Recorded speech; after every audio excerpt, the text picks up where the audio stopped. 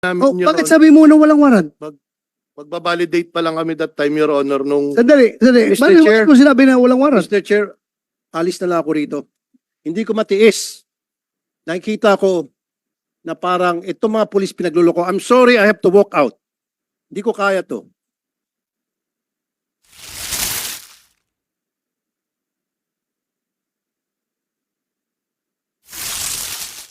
The worst thing na sabihin sa akin, binibibaby ko kayo, ay hindi ko matanggap-tanggap yan. Ayaw kong sabihin, porque dati akong pulis, bibibihin ko kayo? No. Record shows. And record will vindicate me na ako ang pinakamaraming pinakulong na pulis dito sa Senado. Kapag nakita ko na ang pulis ay totoo ang sinasabi, ay, by all means, dipinsahan ko rin yung pulis. The most insulting action is for that kasama mo dito, mag-walk out, walk-outan ka.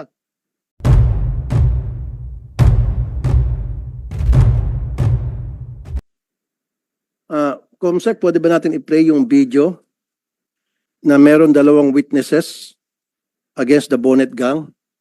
It has nothing to do with the Vicente case. Ito yung previous case na involved na naman itong grupo. Recidivist eh. Alam nyo, Colonel Arnedo and Colonel Apolonio and kayong tatlo, marami akong kaibigan ng mga pulis. My father was a member of the Philippine Constabulary. And I trust you that. My uncle, General Alexander Aguirre, is a policeman. He was a general. Pero ito nga nakakalungkot. Dahil sa mga pinanggagawa ninyo, yung mga accomplishment ng kapulisan natin, nabubura eh. Akala nyo ba ngayon? Sige, lusot kayo siguro sa mga followers ninyo, kung sino man yung mga taong naniniwala sa inyo, lusot kayo. Pero sa taong bayan, hindi ka nakakalusot. Believe me, I've been doing this for so many years. Kaya masama ang loob ko ngayon dahil nakikita ko yung classic injustices na natatanggap ng maraming tayong kababayan, iba't ibang klaseng kawalang hustisya sa kamay ng mga pulis. Nakailang beses na po ako, Attorney Bernardo, sir, nakainkwentro na pag pulis po ang may kaso, ang bagal po ng hustisya. Ang bagal ng hustisya. Daming proseso. Samantalang pag ordinary mamamayan, wala ng proseso-proseso, kulong na agad. Pakita po natin yung isang video.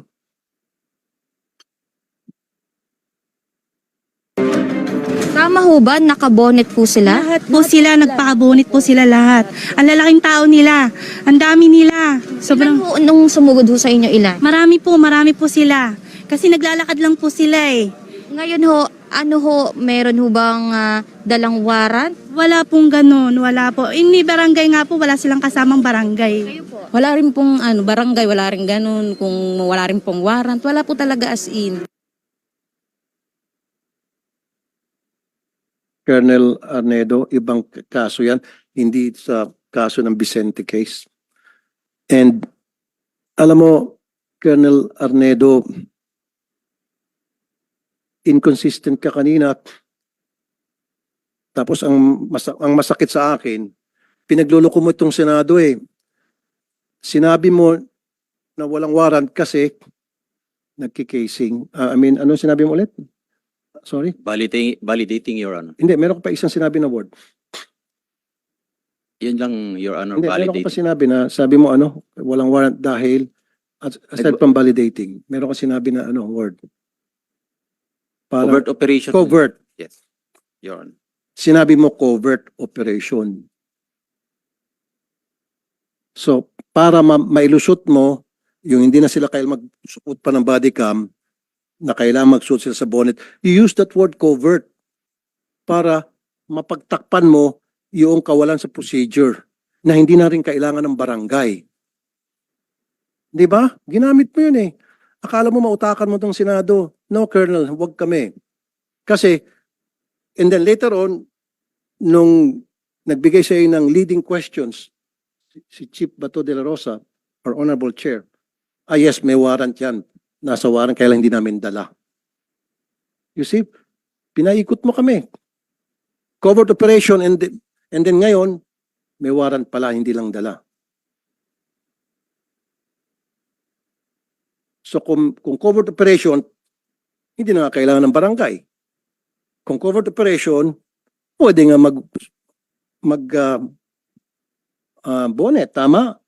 Kung covert operation, maski wala nang ang body cam. Pero tatanungin ko si Attorney Bernardo, for the sake of argument, covert operation, Attorney Bernardo ng NAPOLCOM, kailan ba mag-bonnet ay body cam? Hindi. Your Honor po, kung tutukuyin ko yung sinabi po nila, kung sila ay merong covert operation or validation, this is a planned activity. Kaya dapat dala nila yung warrant of arrest. Kasi nga kung ginayak nila yun, pangalawa, dapat nakalagay yun sa logbook na meron silang operation. Sa informasyon po namin, hindi naman nakalagay na magsaserve ng warrant. At meron lang silang titignan. Kaya hindi rin tutugma. Pangalawa, kung yung sabi nila na meron silang service ng warrant of arrest, hindi po sumunod talaga sa proseso. At kung titignan po natin, doon sa nabanggit nyo pong command responsibility, kung merong ganong infraction, dapat nagkaroon na ng proseso na aalamin saan sila nagkulang at ano ang nangyari. Yun naman yung sanang pinakikiusap namin sa Chief of Police. Dapat po yung pagsusuot din ng bonnet, natukoy din po natin nung nakaraang hearing yan, kung talaga magsaserve ng warrant, gaya ng sabi nila, dapat meron namang kasamang nakaupo uniformadong tao. Kailangan magpakilala muna. Kung sakali ang sabi nga raw nila, baka meron pang masamang mangyari doon. Kaya hindi nila isinama kagad yung pulis. Yung mga bagay po ng yun dapat mausisa rin. Pero hindi namin po pinahihintulutan na yung normal operation nakabonet. Kaya nga po Attorney Bernardo, para mapagtakpan nitong si Colonel Arnedo yung mga pagkukulang nila from serving the warrant, bumuelta siya sa yung nagkikasing daw. Kahit rin po makikasing dapat dala na rin nila yung warrant of arrest. Kasi nga, yun kasama sa mga gamit nila na para makapagpatunay na lihitimo yung kanilang casing operation.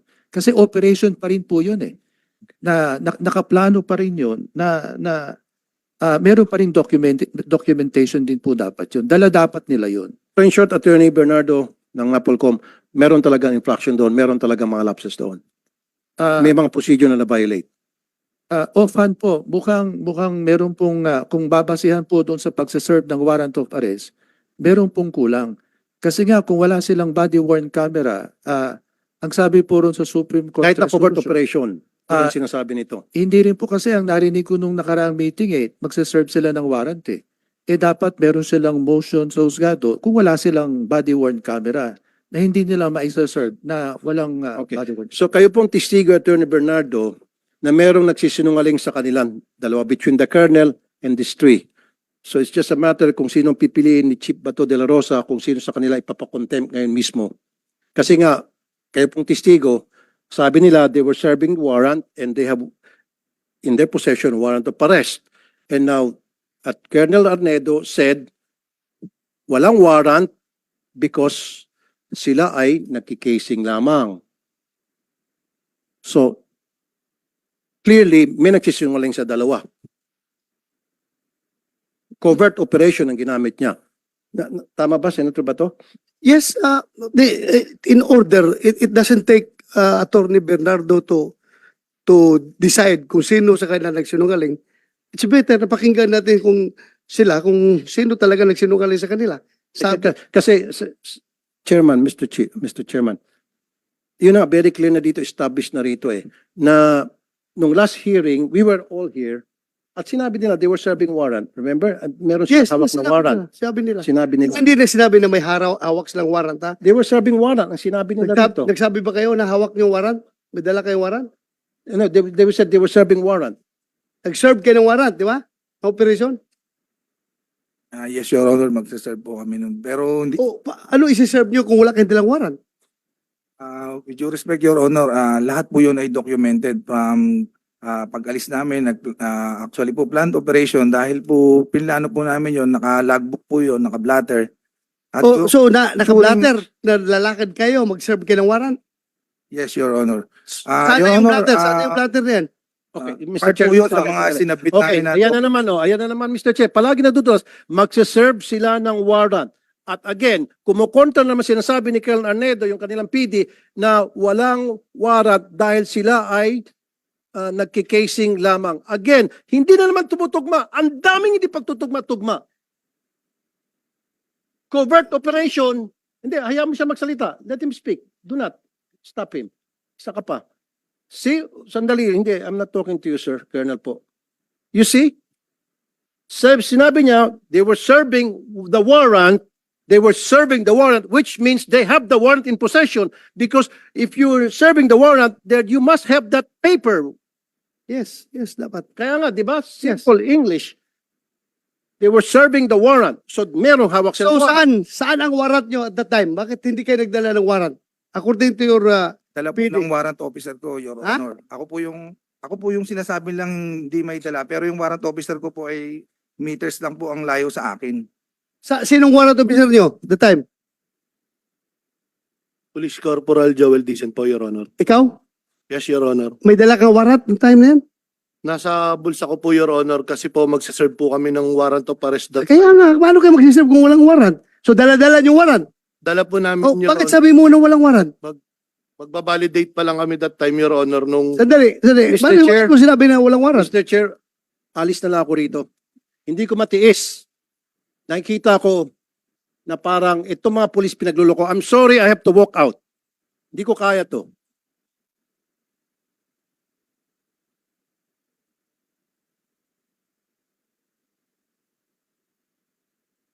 Dahil patuloy tayo, tuloy. Sabi mo walang warrant. Sir, based doon sa report, sir, pagbabalidate nga sila, ang warrant of arrest is nasa warrant officer, sir, which is not part of the validating team. Yun nga, Chief dapat Intel. pinintindi nyo kasi ni Turtulpo na ang may hawak ng warrant, yung warrant officer. Ay, sir. Sila, Di- intelligence officer, nagsusurveillance sila kung nandoon yung subject. Di ba? Yes, sir. Kasi pag serve ng warrant, siya na magsiserve ng warrant. Yes, Your Honor. Naintindihan ko kayo. Naintindihan ko kayo. Yung procedure na yan, ginagawa ko yan nung panahon ko. Ganun man talaga. Magsiserve ka ng warrant. Alangan naman magsusurveillance na ka-uniforme. Bulabog na kayo. Layas na yung subject niyo kung naka-uniforme. Ganun lang yun. That's one.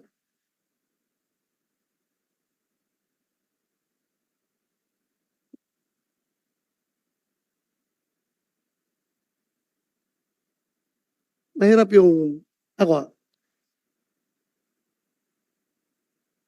The worst thing na sabihin sa akin, binibibaby ko kayo, ay hindi ko matanggap-tanggap yan. Na binibaby ko. What's the use of me being the chairman of this committee kung ibibi ko kayo? For the record, wala naman sigurong makapagsabi dyan na sinong pinakamaraming na-contempt na pulis dito sa Senado? Kaninong komite pinakamaraming na-contempt na pulis at saka mga witnesses? Ako. Kaya wala ko pakialam kung sino kayo, kung dati ko kayong tao, basta kamali kayo, mamalasing kayo sa akin. Pero pag kayo naman gumagawa ng tama, hindi na ako papayag na wawalang hiyain kayo. Di ba? Fair lang tayo dito. Fair. Ayaw kong sabihin, porque dati akong pulis, bibibihin ko kayo? No. Record shows. And record will vindicate me na Ako ang pinakamaraming pinakulong na pulis dito sa Senado. Ako ang pinakamarami. Pero record shows also, kapag nakita ko na ang pulis ay totoo ang sinasabi, ay by all means, dipinsahan ko rin yung pulis.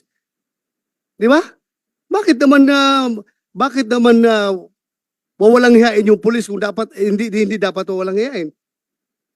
Ganun lang ako, fair lang ako dito. Wala akong pinapaboran dito. The most insulting action is for that kasama mo dito, mag-walk outan ka.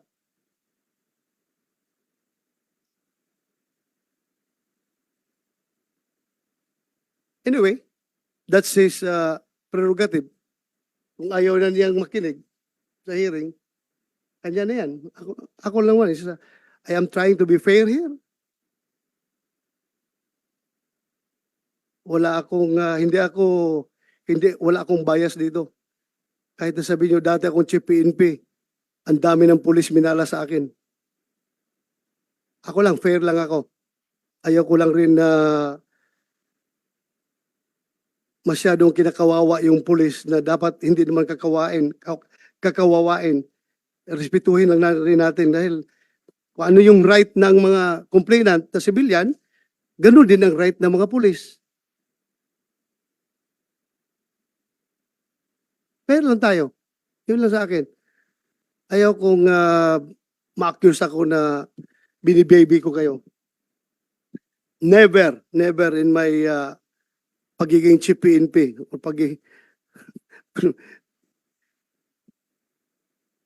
mahirap na magsalita dito. Everything is recorded. If you know me, you will realize, para sa inyo nakakilala sa akin, if you know me, you will really know me.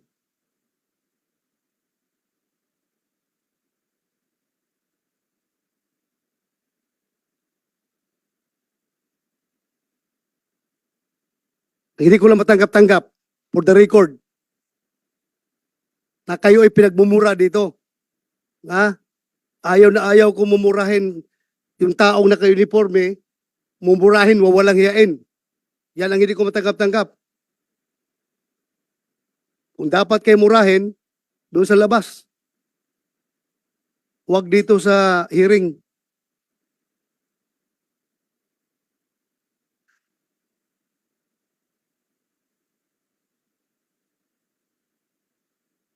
Kasi alam ko gaano kahirap maging pulis. Ha? Alam ko.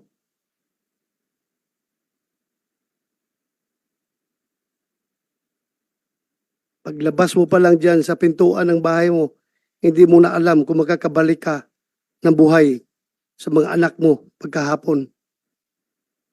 Kaya dapat respetuhin natin yung pagiging pulis. At doon naman sa mga abusadong pulis, dapat talaga may kalalagyan kayo. Kayong mga abusadong pulis. Dahil niyuyurakan ninyo yung uniforme, yung badge na suot-suot ninyo.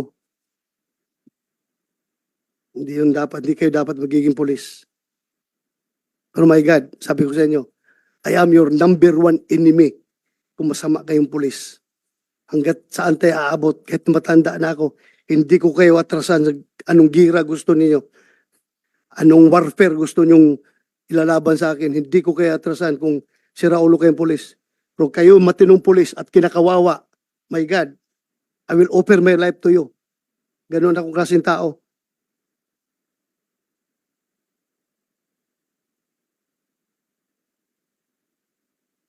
So,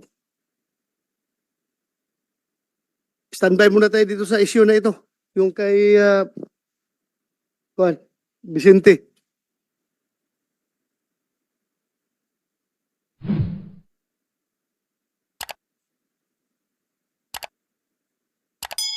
Doon sa... Okay.